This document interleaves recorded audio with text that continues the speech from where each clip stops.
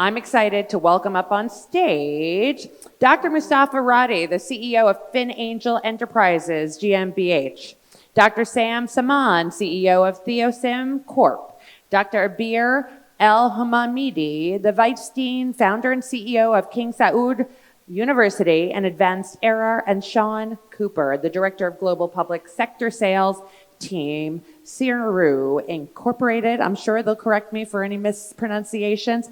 Welcome to the stage for our last panel discussion today. Looking forward to this. Everyone take a seat wherever you like. Thank you so much for joining us. Welcome. Okay.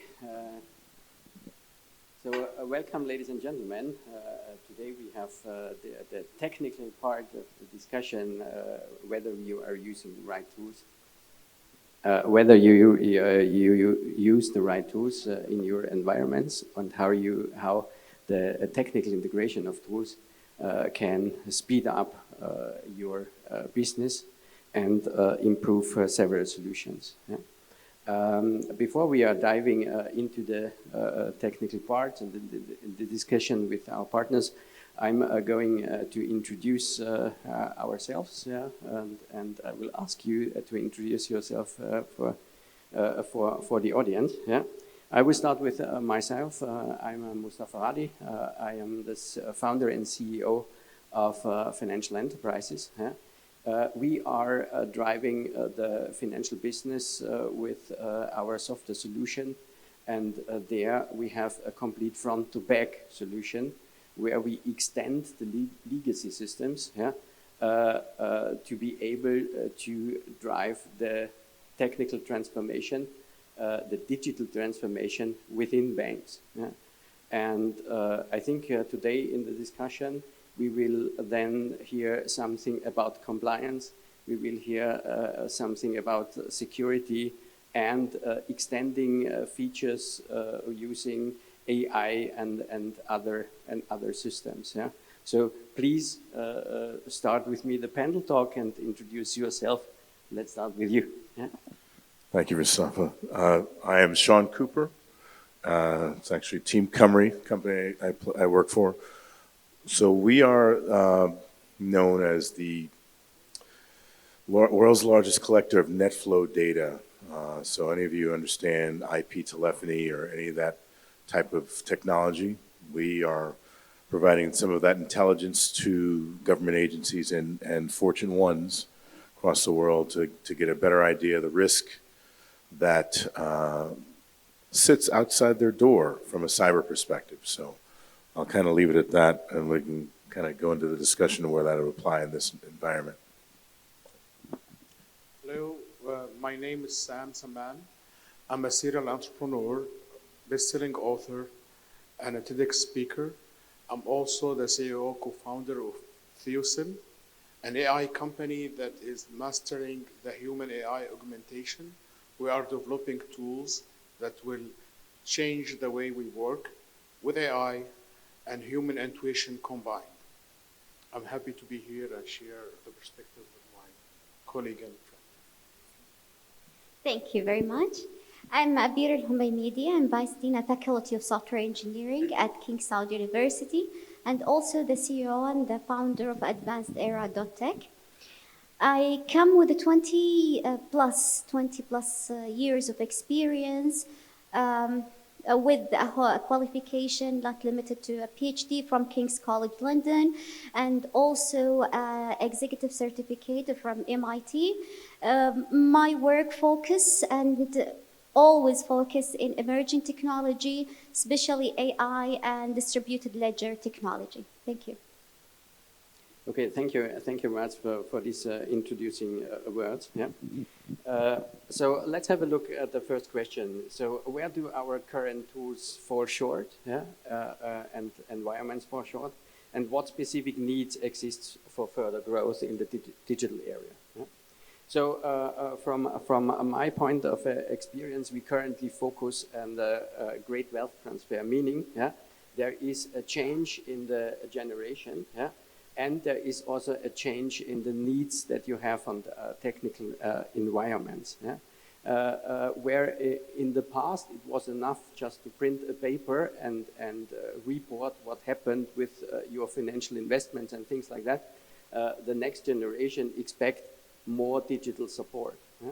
The problem that arises comes out from the core systems, legacy systems that we are directly connected to, and it's quite hard to improve these sometimes very old systems to the needs and the speed of modern technology. Yeah? So, Mr. Saman, how do you identify technology gaps in your environment, yeah, that could hinder growth, and what methods do you use to define a specific need for new technologies? Yeah. So, in fact, people don't know usually what they need. In fact, it's Henry Ford who said at the beginning of Industrial Revolution, if I listen to people what they wanted faster horses. Nobody wanted cars. The same thing today, knowing really what's the gap, what you need, it's really the most important question to answer before deciding on the tools. Because if you go to a leader today, he used to work with certain tools, with certain habits. Tell him, let's go and do digital transformation.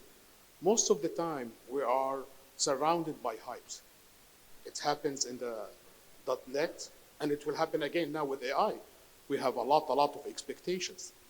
That reminds me of a small story about my friend, executive in a big pharmaceutical company called Justin. Justin once, he asked me to do a digital transformation with my team for his company.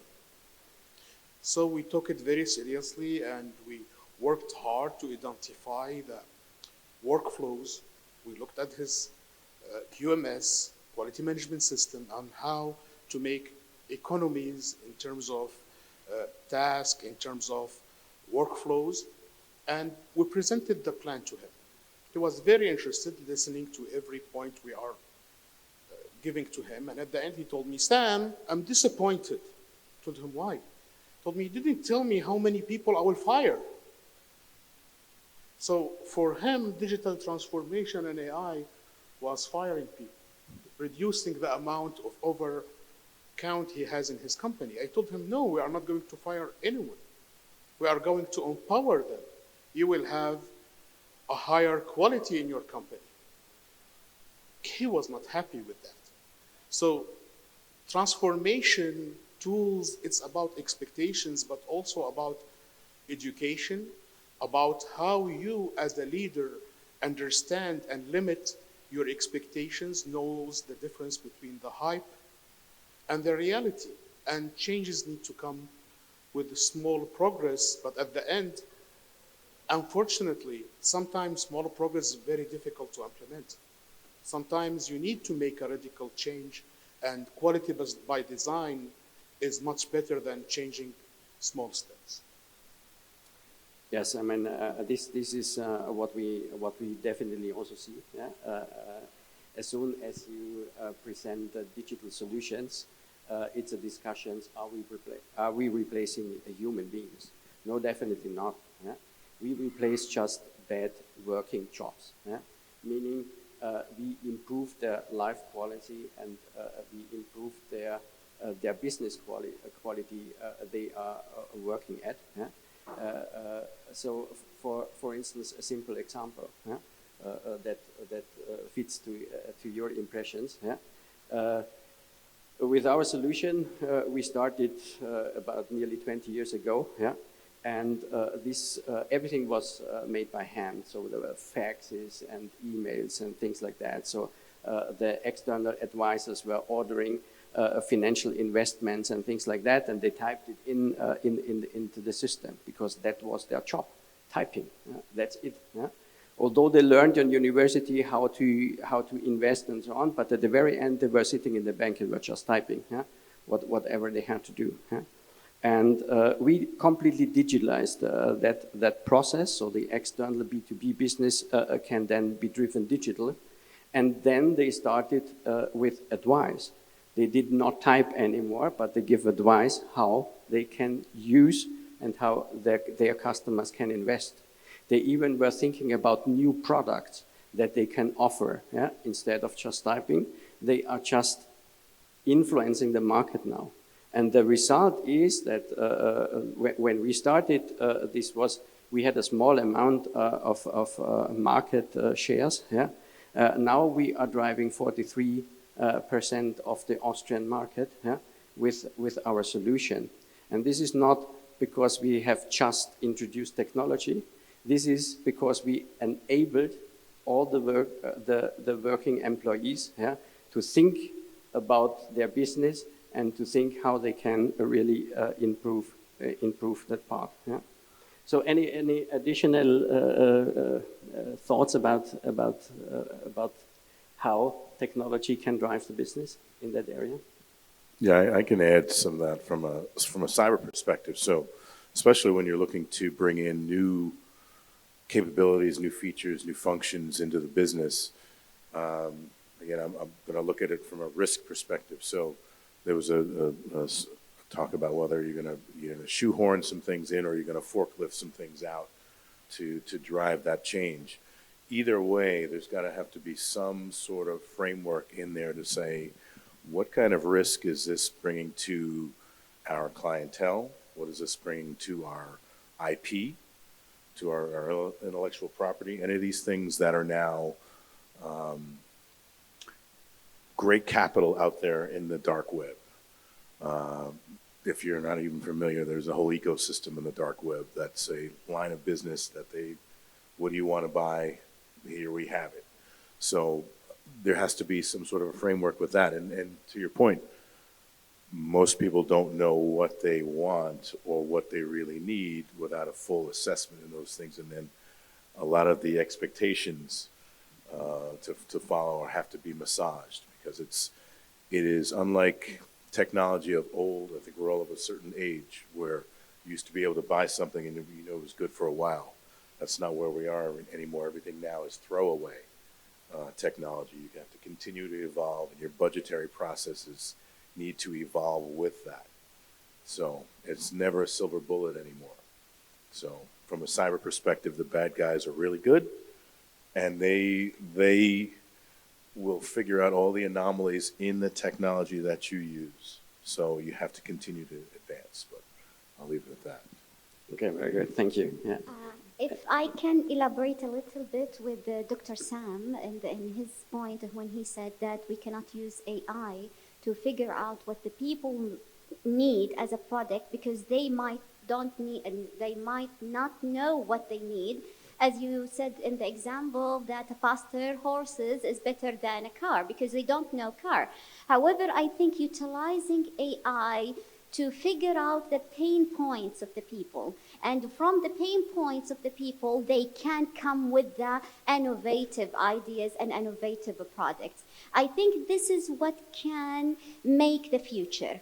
By recognizing the pain with the people, with the different sector, and from that we innovate a new technologies or innovate a new method in using technology, not important like to have a new technology from the scratch, at least to have a new method to innovate in the technology. Thank you for raising this point.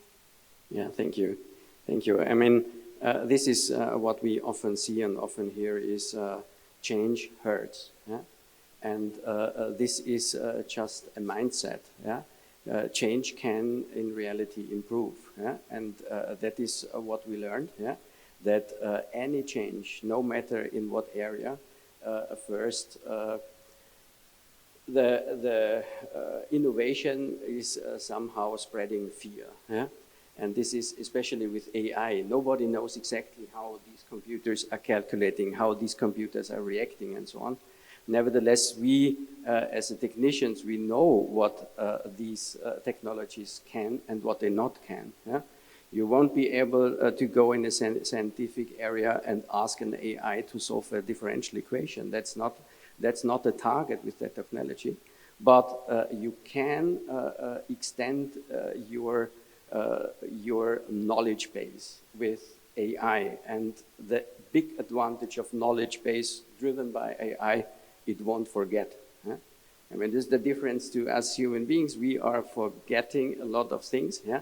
So AI can just remember and gives you a knowledge basis that you can really count on. Yeah?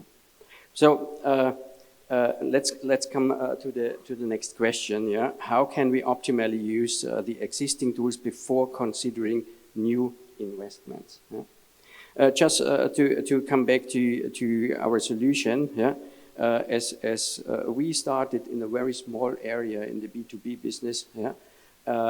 With the bank, and it turned out yes, there were no processes, there were no active solutions available, and even the bank could not specify for themselves what they definitely need. Yeah? And this continued over years. Now we have complete front-to-back solutions, we have B2B solutions, B2C solutions, we have automatic investment solutions, and still we are struggling with the same methodology, yeah, that we have to extend the legacy system on the one hand, and on the other side we find technology that is far away from this old technology. For instance, we had a talk about cloud technology, yeah, Kubernetes, yeah, that can be installed, and it took us years to convince the bank to drive this business on these new cluster methodologies. The big advantage is usually we installed our solution on premise, yeah? Meaning you have to get to know to their environment, you get to have access to their environment, you have to deploy your solution, you have to write scripts, and at the very end it takes months, yeah? To make it run. Then we discovered Kubernetes as a new kind of methodology where you can define as a technician how it works, how it is connected together, and so on. So deployment can be done in one day. Yeah? So the complete solution, and the bank solution is really extremely complex. Yeah? And there we can see how business can be driven by technology. Yeah? So, Mr. Cooper, what strategies have you implemented in your area to achieve these functionalities to improve business and to optimize existing tools? So the market that I work in the public sector space and the national security level, as you can imagine, is very sensitive. So you specifically have to understand the culture and the environment and the mission of that country's agency, whatever agency we're working with at that time, what they seek to do, or more likely seek not to do or to have happen. So we have to, some of the things you typically have to get into is more of on a social level, being able to massage and understand and allow the client to trust that you will take what they have and protect that and put them in a better position politically, because if it goes bad sideways, they could be out of office, and there could be a national event that happens in a cyber perspective. But ultimately, it really gets down to dotting your I's, crossing your T's, understanding the environment. And in my world, the cyber world is an ever-evolving environment that is faster than we all can really keep up with, and things like AI and some of these other capabilities are making it even more ubiquitous and more difficult to catch.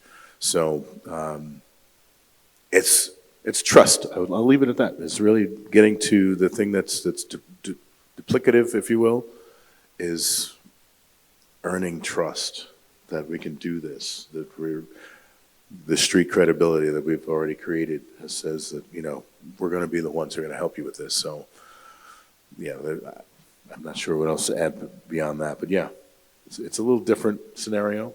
Yeah, definitely it is. But I think a very important part is trust, what you already said. Yeah, I mean, as we are as a small company, yeah, we do not have that trust directly. Yeah?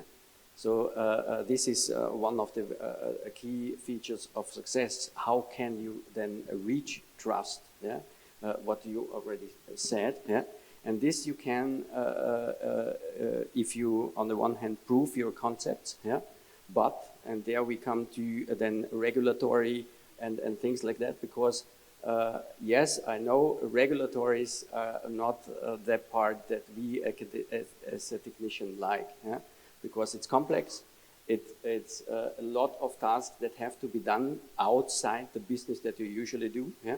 But, and this is the very important part, it creates trust, yeah?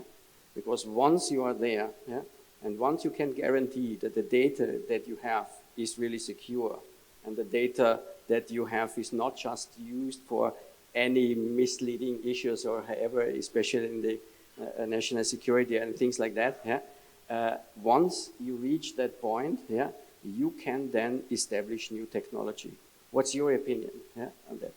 I think a valuable point that you mentioned it, that both of you, I mean Sean and Mustafa, that innovation in one side trigger innovation in the other side. Like for example, the positive innovation trigger the negative innovation. As you said, in the dark web, like for example, the AI has been used a lot for figuring the security breach in software, where in the dark web that they use the same tool, which is the AI, to hack the softwares.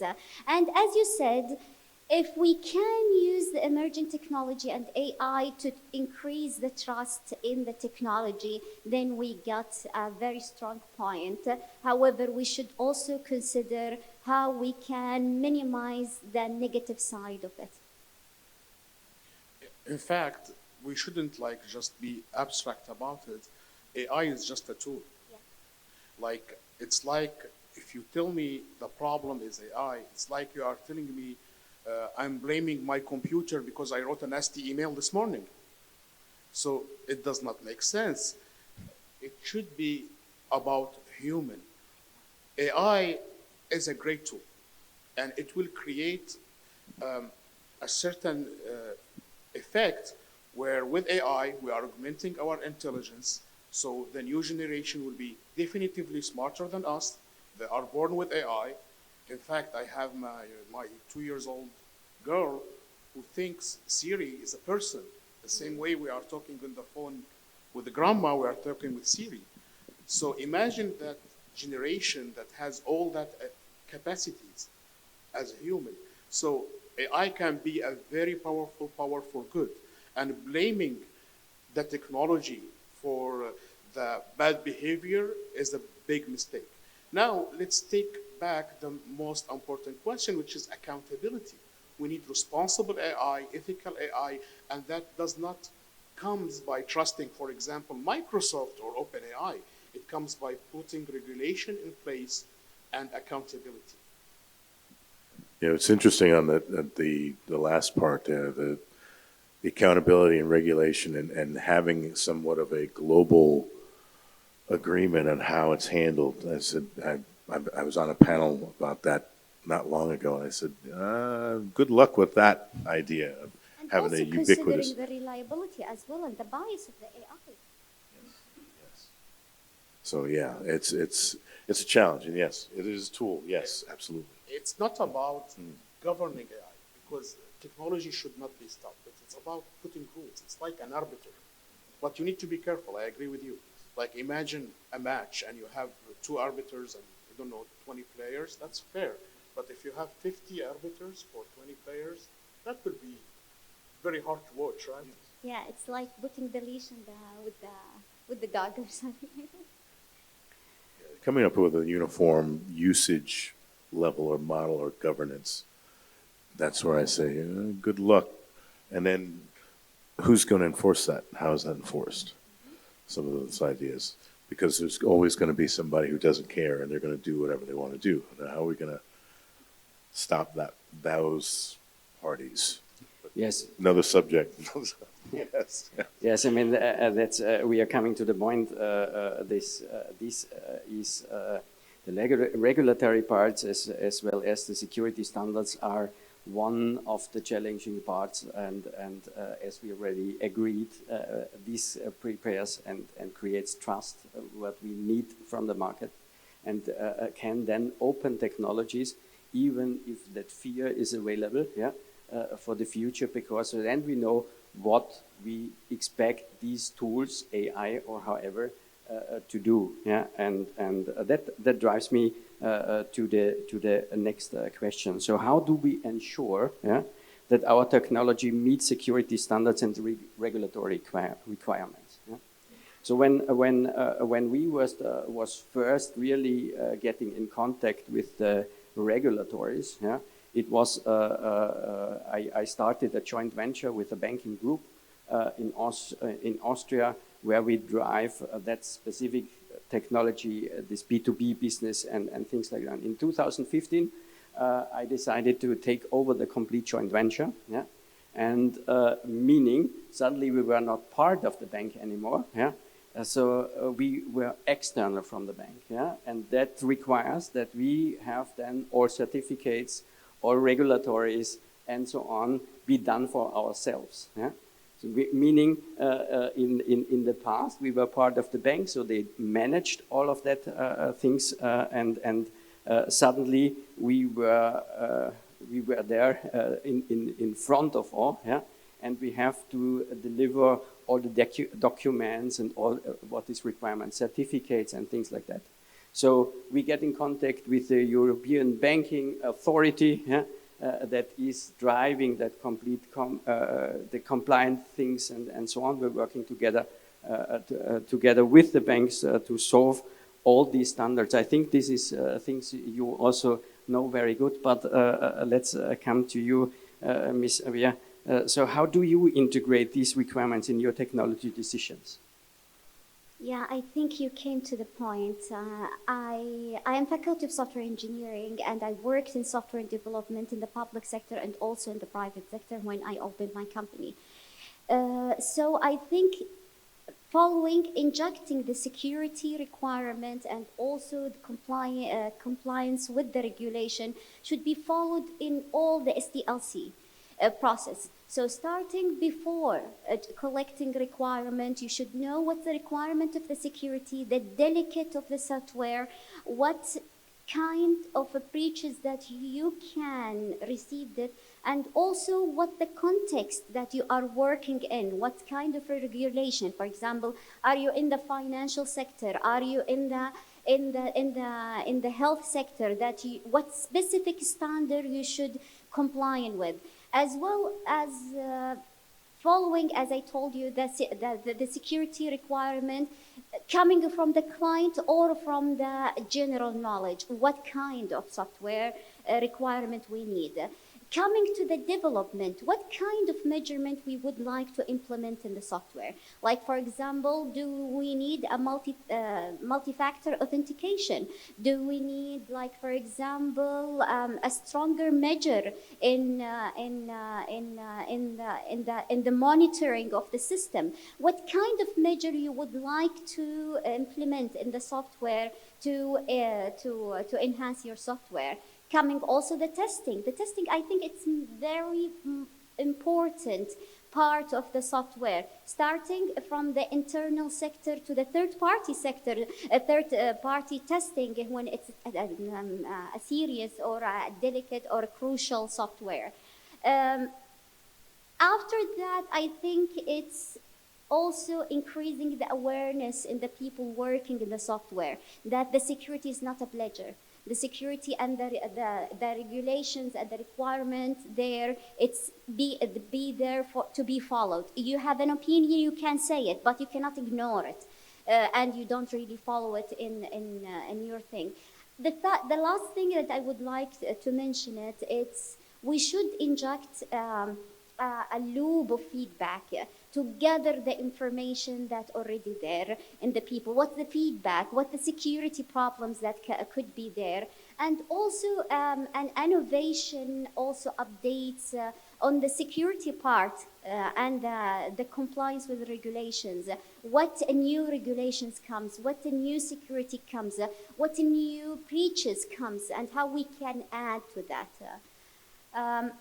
I think this is summarize injecting the security and the compliance in all of the SDLC. Mm-hmm. Very, very interesting input about what you said. And as a software architect, you have to think about how you are going to implement the system, how you are going to integrate the different third-party integration or whatever is necessary. But there is also a lot of things you are not thinking of. And this is very, very important. So we are all are human beings, and nobody of us can really solve any problem in any detail. Yeah? Meaning you need input from externals, third parties, and so on, to really know we are secure, yeah? And the data is secure.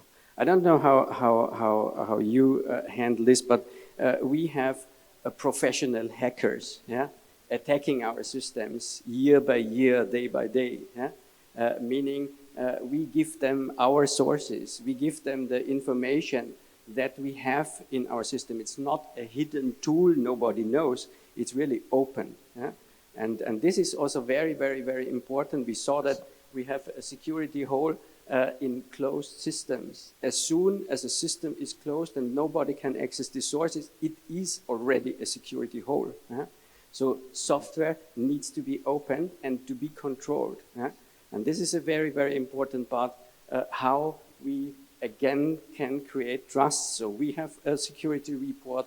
We opened all the sources, not to other development companies, yeah, because this is nevertheless our know-how, yeah. But we have externals, they really focus on security and things, and we get tons of feedbacks how we can improve, yeah.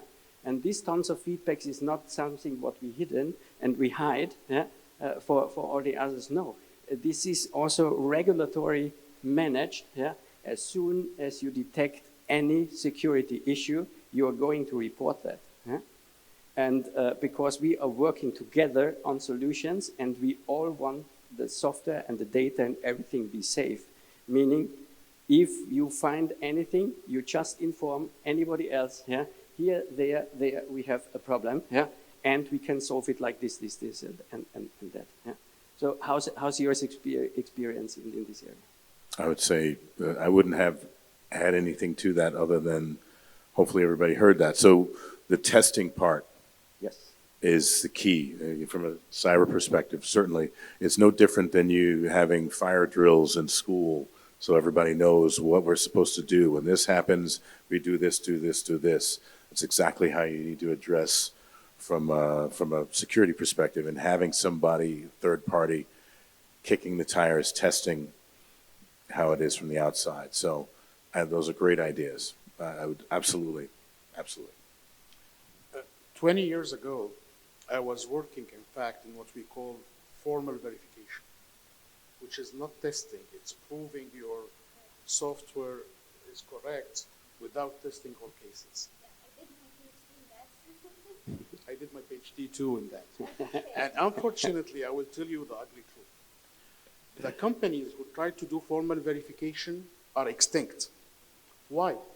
Because in the reality of the market, you have tolerance to errors and mistakes and code.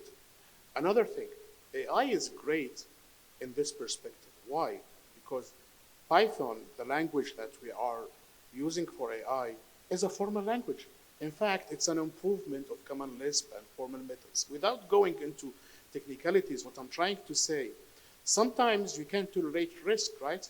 Cars have explosion engine, and gasoline is explosive, and we deal with that every day. So yes, we need a minimum testing. But sometimes over-testing, what will happen, other people who are careless will beat you to the market. I think we can argue in that because some software, it's very crucial that you should do verification for it rather than testing. Like, for example, the laser beams machines and all these things. They don't do formal verification. They don't, yes. They don't They care. don't, yeah. But They wait until there is an explosion to correct things. Unfortunately, it's a sad truth. Like airplanes, they don't have formal verification. Banking, they don't have formal verification. You have testing, right? At the end of the day, I'm not telling you we don't need testing. Definitively we do. But we need a balance between. Oh yeah, no, it's not even the testing time aspect. to market and for the we're sake selling of our test, products. it's understanding that something will happen, and the testing part of it is for you to know what to do when it does happen.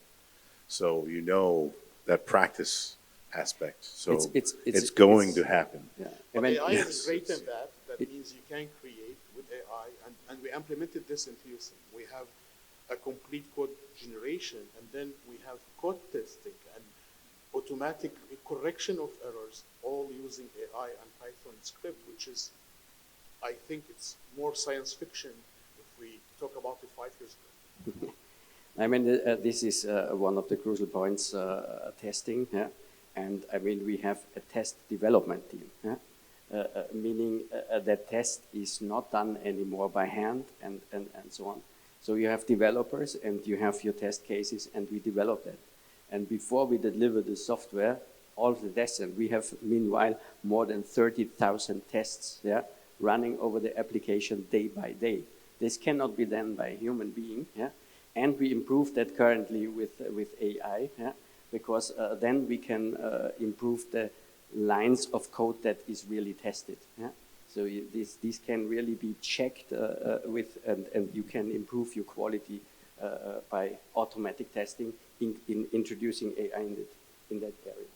So I see the time is over. Yeah? I still have one question available, but I would then suggest that we go to the audience, yeah?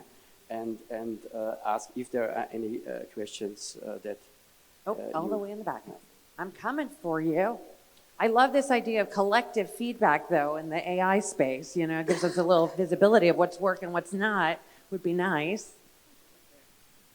Lourdes from Dulu PDG. So, Dr. Abir, hopefully I pronounced his name correctly. Your explanation in terms of compliance and security, the methodology applies beautifully to one area that I think that is a concern from many of the C-level. So I'm thinking about earlier today, we were talking about disruptive change. So our non-disruptive change is AI. So I suggest that we at the C-level, we need to really educate ourselves in terms of the technology. And part of that is, we were talking about testing. So the researchers in AI do test the large language models. So I think that two aspects. We as leaders, we need to make sure that we understand the technology, how it works, the foundational, 101. We don't need to be scientists. Using that will help us inform what is going to be our technology roadmap to identify what are the business cases in which make sense. So that's one aspect, and I think that applies beautifully the way that you explain it as well. The other one is change. There's a high resistance for AI, and AI is a tool, and it's here to stay. It's not going to go anywhere, right? So how we can help our employees transition to this change. And one of the things, and I did it myself because I went through the same experience, is me as a professional, what I do, and I really charted out, what are the things that is not going to go away, my brain will continue doing that. What are the things that I can leverage and complement and work with AI to do my work?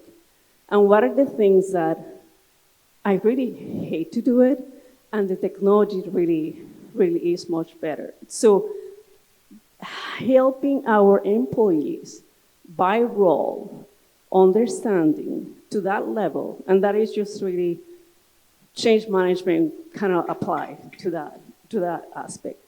So I think that the more we do that, the more the fear will go down. And then, because technology is changing pretty fast, right? So in better position we are to just meet that speed of change. So I'm thank you for the way that you explain it.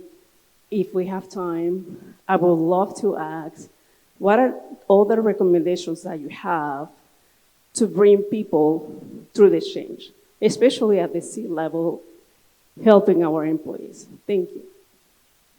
Thank you very much. Thank you. It's really a valuable point that you raised.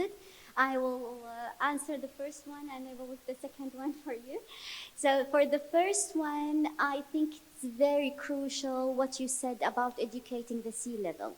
I think the C-level, they understand the language that it's not understandable by the other employee. Like, for example, the other employee, you can say, this is the regulation that we should follow. This is the instruction that we follow. However, the C-level, you should address them in a different way. And this is, I think, very crucial when it comes to not the complying with the regulation, because they will understand it. However, the security measurements and how we justify the huge budget that comes with introducing the measures of the security inside the software, especially if the software is not critical. And for example, something for a ledger, like for example, something to collect coupons or something like that. However, preserving the rights for your client to represent themselves and don't allow anyone to steal their identity and buy even coupon in their name, it's their right. So I think C-level educate or increase the awareness in the C-level is very important. One thing which is work in Saudi Arabia, if I can speak about it, like for example, bring the government in this space. Like for example, in Saudi Arabia, there is a strict regulations and guidelines, and there is also an authority for cybersecurity. It's called National Cybersecurity Authority in Saudi Arabia. So where they follow the other public sector and the private sector as well in enforcing the security, and that's why the C-level insists in the cybersecurity and the regulation, not the employee. I think I took too much, so I will let the floor. But I agree with you 100%. I have nothing to add. So. You said quite a bit there. So I'm not really sure what I could add to that, to the question that you heard, that you had asked. Yeah, I mean, there's a certain level of risk, yes, with any change. As we're saying, it's inevitable that you're going to have to, especially as technology in general is evolving, and all of it is not backwards compatible. So, yeah, there's got to be, unfortunately, there's a level of due diligence that each individual within the company is going to have to do their own educational uplift, if you will. We had a conversation about that earlier today, that a lot of the enablement that used to be out there is not really out there. You're on your own, a lot of these things now, making these decisions on what to bring in, what to do, because of the internet, because there's so much out there, but there's a lot of stuff, information out there. I think, if I can add one thing that I would like to highlight it when you talk about the disruptive technology. I think that natural crises like the pandemic, they bring they allow us to know how to deal with the disruptive technology. And I think in general, we do well with the disruptive technology. We found that the people understand it and they cope with it. Although they have this shock in the beginning, however, they understand the change and they come easily with the change. So thank you very much for your question. Fantastic. Well, thank you so much, panelists. What a great way to go out with a bang today on day one. Thank you very much for your insight and expertise. I invite you, give them a round of applause. I invite you to take a stand at the end of this stage so we can get a picture.